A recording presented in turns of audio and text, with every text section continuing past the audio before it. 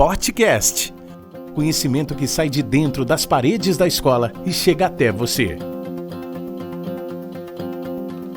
Hoje, os alunos Rafael Quesada e Pedro Miraio conversam com Johanna Binatti sobre a importância da vacinação. Boa tarde a todos, eu sou Pedro Miraio, aluno do primeiro ano do Colégio Portinari Pretoriano. Eu sou Rafael Quesada, aluno do primeiro ano do Colégio Portinari. A gente está aqui hoje com a aluna de Biomedicina Johanna Binatti, né? Sim. Se quiser se apresentar. Oi gente, tudo bem? Boa tarde, eu sou a Johanna Binatti, eu curso Biomedicina e estou no último ano. A gente vai começar agora com a primeira pergunta pessoal para você agora. Qual o motivo pelo qual você se interessou por biomedicina? Eu sempre quis ir para a área de perícia criminal. E eu fui vendo qual curso entrava na grade ali para ir pro concurso que aceitava. E eu vi a biomedicina. Aí eu fui pesquisar mais sobre o curso, me interessei. E o meu primo também fez biomedicina e aí já me incentivou. Aí eu decidi fazer e no fim me apaixonei pro curso. E qual a sua área predileta assim, da faculdade? Da faculdade, eu gosto muito de genética molecular. E por que você gosta tanto assim de genética molecular? Puder explicar um pouco pra gente?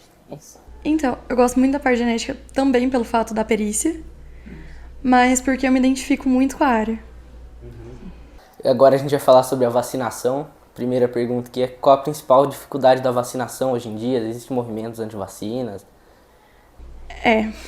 Existem muitos, mas acho que atualmente assim, a maior dificuldade assim, é a negligência, a falta de informação também. E também, assim, na minha opinião, o baixo desenvolvimento ali também em áreas de baixo desenvolvimento, no caso. Essa gente que não aceita, né? E também não tem muita informação sobre o assunto. Tipo, na região norte e nordeste, ali é mais difícil chegar a informação.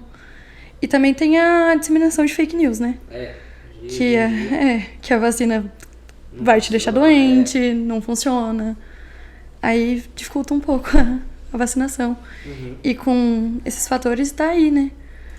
A vacinação tá cada vez mais precária no Brasil. Tem algum alimento ou bebida que é contraindicado antes de tomar uma vacina ou depois? Na verdade, não tem nem comida, nem bebida. Mas a questão de bebida alcoólica é, sim, recomendado não consumir muito. Ou o consumo de bebida alcoólica ao longo prazo, assim, de maneira crônica, ela causa, sim, uma imunodepressão no indivíduo, que deixa ele mais sugestivo a ter infecções, né? Era isso que eu ia falar mesmo, da bebida alcoólica. A aplicação, tipo, se eu aplicar muitas vacinas no mesmo dia, no mesmo horário, tem algum... Eu vou ser prejudicado? Não. Nada? Nada, nem o seu sistema imune vai sobrecarregar, ou você vai ficar mal. Sim. No máximo, assim... O braço, né? O braço vai doer, porque você vai levar várias picadas. Mas não vai sobrecarregar o seu sistema imune ou você vai ficar mal. Lógico que tem vacina que tem ali seu efeito colateral, que você fica... Passa mal. Você passa mal, mas não vai te deixar... Com doença crônica não tem problema, né? Besteira. Não vai te deixar doente. A resposta imune produzida pela vacina tem alguma diferença da que a gente produz no nosso corpo pós-doença? Sim. Assim, tem doença que vai te deixar mais imunizado contra ela numa próxima vez. Sim, mas a vacina também vai te deixar imunizado. Então não é uma coisa, tipo, que a infecção é melhor que a vacinação. Jamais. A vacina produz a imunidade necessária e suficiente para o seu corpo. Sim, e a doença também, né? Sim. Os próprios anticorpos. Depois da vacinação, tem alguma contraindicação à doação de sangue? Não vai interferir nada? Na verdade, tem uma recomendação.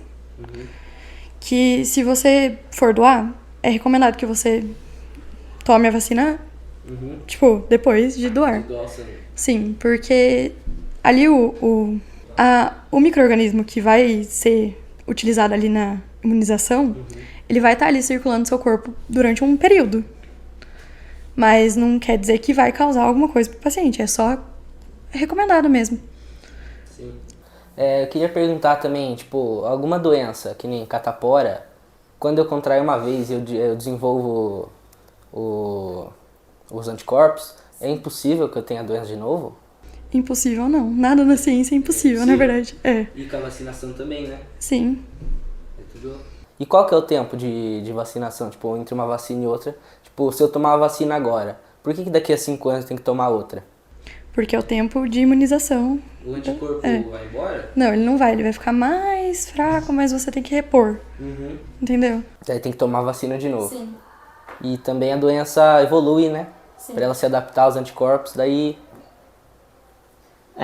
Com a melhora das condições de saneamento básico e higiene pessoal, é possível que as doenças sumam assim? Ou... Não. Com uma boa higiene e com um saneamento básico adequado, você vai, tipo, prevenir algumas infecções, mas que uma doença seja erradicada, não. É impossível, eu acho também, impossível. né? Outra coisa que eu ia perguntar, tem alguma vacina que foi aprovada no exterior, não foi aprovada no Brasil? No momento que eu sei, tem uma vacina sendo testada na Europa, que é contra câncer de intestino.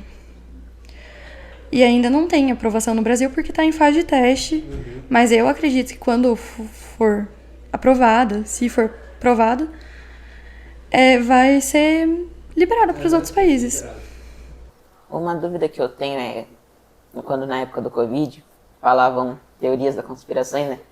Que o governo tinha criado o Covid-19. A ciência hoje tem a capacidade de criar doenças que não existiam antes? Não. Acho que tudo já estava aqui, né? Sim. O que pode acontecer é evoluir a doença. O micro-organismo, ele vai evoluindo, evoluindo. Sim.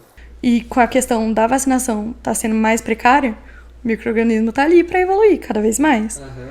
E criar resistência. Né? Sim, a Covid tem várias variantes. Estudando a vacina para evoluir.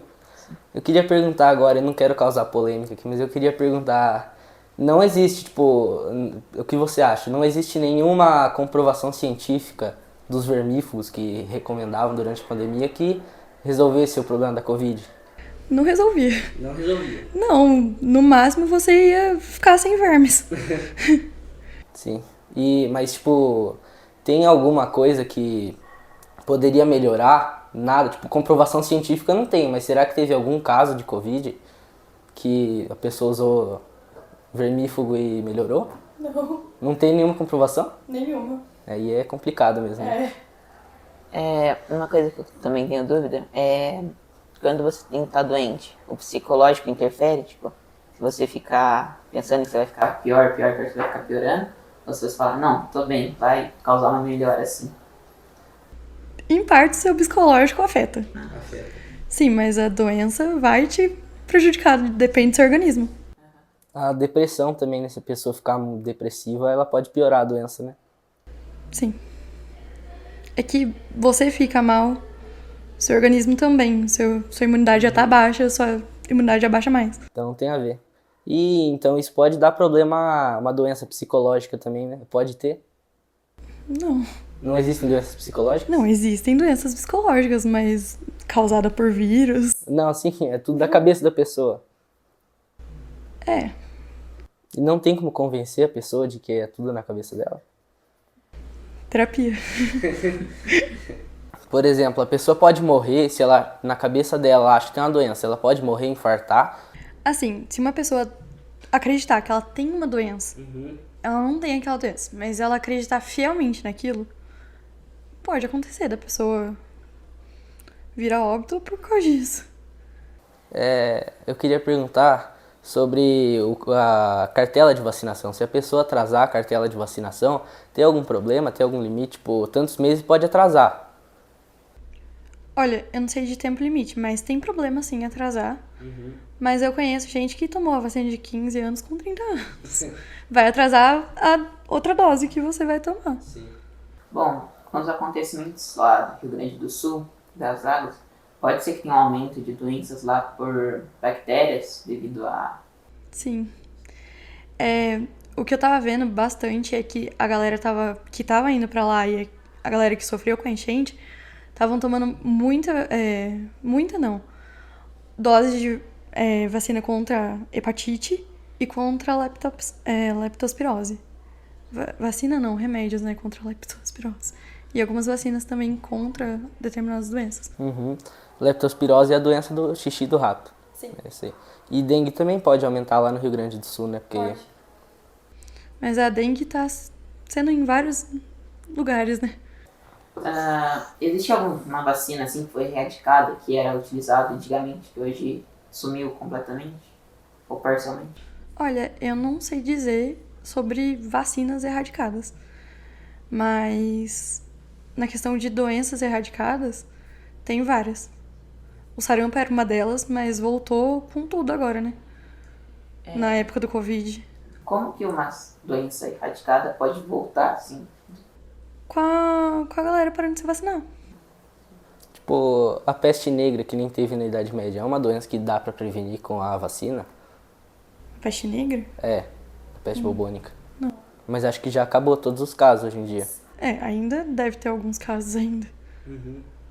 Mas que vai se tornar uma peste de novo, não. Não é possível, né? Você sabe me dizer quais foram, tipo, as causas do Covid-19? Você sabe, veio do morcego, né? Você sabe explicar certinho pra mim? Não. Tudo bem. É porque não é comprovado que veio do morcego. Não sabe a origem. Não. A dengue é por conta das paradas, né? O que o Brasil pode fazer para diminuir os casos de dengue? É mais a informação e as pessoas terem consciência do que elas estão fazendo também. Não adianta ter um terreno do lado da sua casa cheio de lixo e você não fazer nada. Você não denunciar aquilo, só ficar falando, terreno ali de casa. E você tem que ter consciência do que você faz também, né? Água parada na sua casa, você tem que estar sempre checando. E você tem que dar informação para as pessoas também. O mosquito da dengue, tipo, a doença não vai se proliferar em países de frio, né? Porque não tem muita população de mosquitos. Mas nada é impossível, né? Porque aqui é um país tropical, né? Muito mais fácil. Aqui em países tropicais são mais fáceis, mas não quer dizer que não vai ter na Europa. Sobre a vacina da dengue, já existe vacina, né? Tá aí, né? Pra ser liberada. Ainda não foi. Mas vai ser liberada logo, logo. Você sabe o motivo? Fase de teste. Tudo fase de teste. Tipo quando tava do Covid, né? Sim. Que tava em fase de teste e daí não queriam liberar ainda, né? Daí... Tudo tem que ser testado antes, né? Senão pode ter algum efeito colateral, né? Justamente por isso. Bom, voltando aqui com teorias da conspiração, tem muita gente que fala que a humanidade já conseguiu a tecnologia suficiente para achar a cura do câncer e de outras doenças. É verdade? E assim, a gente tem a tecnologia suficiente, óbvio, mas não é uma coisa fácil. Que nem a sua célula, ela sempre tá ali, né? Em reprodução. A célula do câncer, ela não para. Ela faz mitose atrás de mitose. E ela fica nesse ciclo. Não tem como você parar uma célula. Entendeu? Então, não descobriram ainda um jeito fácil de fazer isso. E os processos de quimioterapia e radioterapia matam as células, mas tipo, não é 100%. Elas vão parar todas as células, não é só uma célula que tá ali fazendo mitose descontroladamente, que é a célula neoplásica. Não, ela vai ficar ali, fazendo. Mas a quimioterapia e a rádio, elas vão parar tudo. Do corpo inteiro? Sim. Daí por isso que pode ocasionar a morte da pessoa. Também pela fraqueza que a pessoa fica. Todas as células da pessoa começam a ser prejudicadas com a quimioterapia? Sim. Por isso cai o cabelo, tudo. Qual a diferença de radioterapia e quimioterapia? Essa eu não sabia te responder. Beleza. Você tinha comentado da vacina contra o câncer do intestino, né? Como que ela funcionaria assim, mais ou menos? Ela é uma vacina personalizada. Eles estudam o tipo de tumor e fazem uma vacina para esse tipo de tumor. Para como ele funciona. Tipo, a pessoa pode ter um e a outra pode ter outro. Então eles estão estudando para fazer vacinas para os dois tipos. Existe algum tipo de prevenção contra o câncer, assim, se, tipo, câncer de pele, que é passar protetor, Evitar câncer de contato com o perna, sol. assim? Então, se você tiver algum problema de câncer, não tem o que fazer, né? Tratamento. Não, sim, mas não tem como evitar, né? Como evitar, não. E o câncer, tá ali fazendo sempre exame. Pra tentar se prevenir. É você tá cuidando da sua saúde, da sua alimentação. Mas que vai evitar que você tenha um câncer. e o câncer, ele é uma doença que tem muitos sintomas. Por exemplo, se eu tiver com câncer, eu vou perceber assim de cara? Ou ele demora pra se manifestar? Depende do tipo de câncer. Tem alguns que demoram, sim, pra se manifestar. Tem outros que vêm e agridem de jeito a pessoa. Aham, daí ela já vai perceber, já Sim. vai pro médico, né? Bom, falando um pouco mais sobre o câncer, quais são os tipos de câncer mais comum? E se há variação de lugar para lugar, de país para país, assim, tu acha de... Variação de lugar para lugar eu acho que não tem. É mais do organismo da pessoa, o câncer, né? E, assim, os mais comuns são o HPV, o câncer de mama. E, geralmente, o câncer de pele tá ali bombando também. E você saberia me dizer por que esses cânceres são os mais comuns, assim? Ah, o câncer de mama, por ser de mama, é mais difícil de você identificar. E porque ele não dá tantos sinais. O HPV, por conta de mais desinformação e por causa que é um câncer de colo de útero. E você não tem tanta informação. E as pessoas também não têm tanto interesse. Mas ele é um dos que mais agridem. O câncer é um fator genético, tipo, é hereditário? Se minha família tem um histórico de câncer de próstata, de pulmão, eu posso ter também? Você é mais suscetível a ter. Mas não quer dizer que... Mas você tem mais chances do que, por exemplo, ele que não tem, às vezes. Quais são os tipos de câncer mais letais, assim, que causam mais óbitos? Você saberia me dizer? Tá aí o câncer de mama. E o HPV também. Não que o de próstata também não esteja na fila. Mas, basicamente, todos são meio mortais, se forem malignos. Depois dessa pergunta aqui dele, eu fiquei curioso. O câncer de mama também pode se propagar em homens também, não é só em mulheres. Sim. Mas mais comum em mulher. E, tipo, a pessoa sente dor, o quê? No mamilo? Não sente dor. A pessoa sente um desconforto. Vê ali um caroço, uma coisinha. Tem dois tipos de câncer, né? O Maligno e o benigno. Isso, eu queria saber a diferença dentre eles. O maligno, ele é mais difícil de curar, digamos assim. Ele causa uma maleficência maior. Ele se dissipa pro corpo mais rápido. O benigno, não. Ele é um tumor, uma coisa fácil de remover. Ou que não vá causar uma maleficência maior ao indivíduo. Mas ele pode se tornar um maligno. Mas um câncer maligno não pode se tornar um câncer benigno. Não. É impossível. Impossível não É verdade, né? Você já respondeu essa pergunta 3 vezes. Nada é impossível na ciência, porque a gente sempre tá mudando. E é sempre tá estudando porque tá sempre em constante mudança. Então, assim, vou te falar que é impossível? Não, mas não é comum.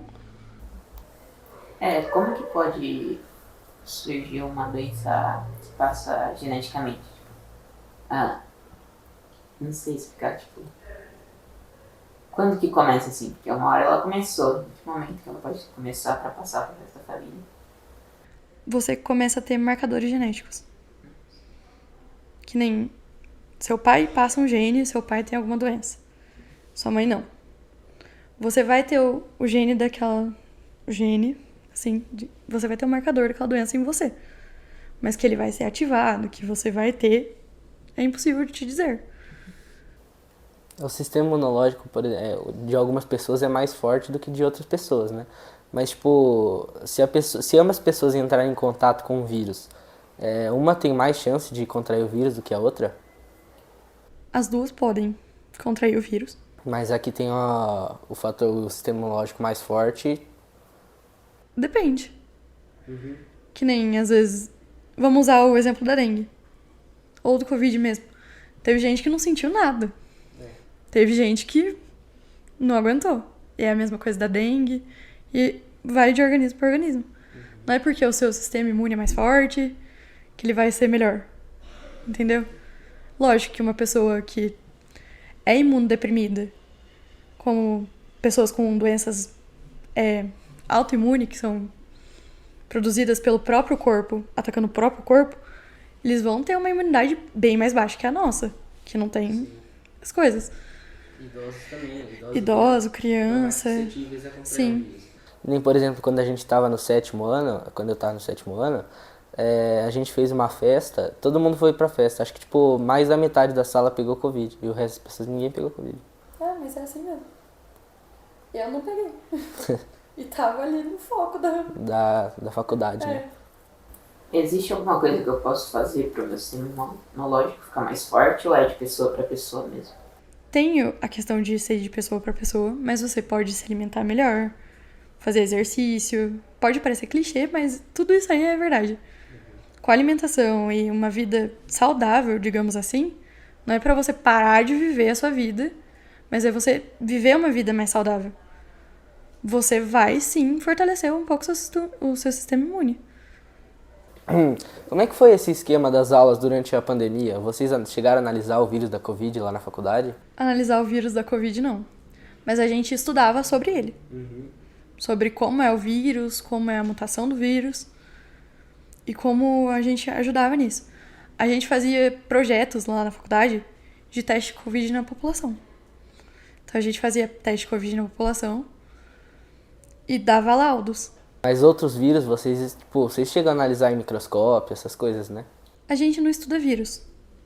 Porque o vírus não dá pra você inocular numa plaquinha de meio de cultura. Acho que o Lucas já mostrou pra vocês. A gente vê muita bactéria. O vírus, ele não vai crescer ali. Porque o vírus, ele precisa de uma célula. E célula não dá pra ver com um microscópio comum, né? Dá, sim. Mas a gente não tem esses vírus pra ver lá. Entendeu? Não tem a célula de uma pessoa infectada pra... Não. Quando vocês vão estudar uma doença, né, vocês estudam com uma pessoa assim, tipo, contaminada, ou vocês pegam a doença e isolam em algum lugar? Tipo, pra analisar. A gente vem pra gente, tipo, os nossos professores trazem casos clínicos pra gente analisar. Aí a parte microbiológica, que a gente faz no estágio, que a gente faz provas bioquímicas para descobrir a bactéria, o micro-organismo que está causando aquela determinada doença.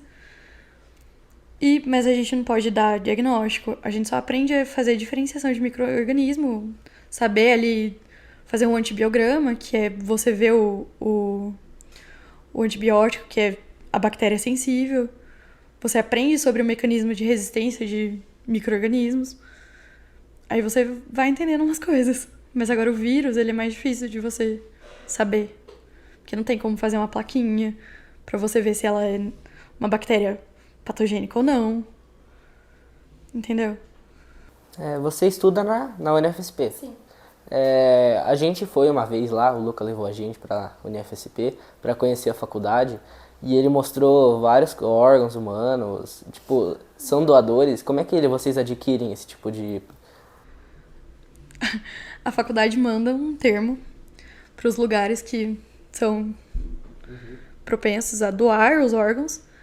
Geralmente, ou a família doa os órgãos da pessoa, a pessoa assina um termo antes de falecer, ou a família assina. Mas a maioria das vezes são de indigentes. Que não tem família, não tem nada. Que ninguém sabe quem é. Então, é por isso que eu acho que vocês viram lá que tem a oração que a gente faz pra agradecer. No meu caso, ninguém falou pra gente, mas eu sabia que existe. A gente faz pra agradecer os órgãos, porque a gente não sabe de quem é, por aqui, o que a pessoa passou, entendeu? Então, É assim que a gente consegue os órgãos. Bom, eu vi uma matéria recentemente falando que o retrovírus pode substituir a utilização de antibióticos, porque os antibióticos causam superbactérias e atacam todas as bactérias do nosso corpo, até as boas. Você sabe alguma coisa sobre esse assunto, se é verdade ou não? É possível sim, só que não tá comprovado ainda, né? Mas assim, é possível, e a questão das superbactérias é real, porque a gente usa antibióticos aí, adoidado, e as bactérias vão criando resistência. E vai ficando cada vez mais difícil de combater elas. Eu mesmo, há 2 semanas atrás, estava com bronquite, sinusite. Tomei 5 dias de antibiótico, parei, era para tomar uma semana. Isso pode gerar superbactérias, né? Sim, porque determinadas bactérias elas vão criando resistências. Principalmente todas estão criando resistência ultimamente.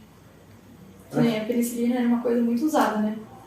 Agora ela tá deixando um pouco de ser usada porque a bactéria criou resistência. Aí ela não morre mais por penicilina. Uma pergunta agora para encerrar o assunto, não tem muito a ver, mas eu estou curioso sobre isso. A febre, por exemplo, quando a gente contrai um vírus, o sistema imunológico aumenta a temperatura do corpo para eliminar o vírus. Sim. E não, tipo, a pessoa pode morrer, não pode? Se subir muito a temperatura. Não. Mas não dá problema nenhum? Você vai ficar com febre. Pergunta idiota, desculpa.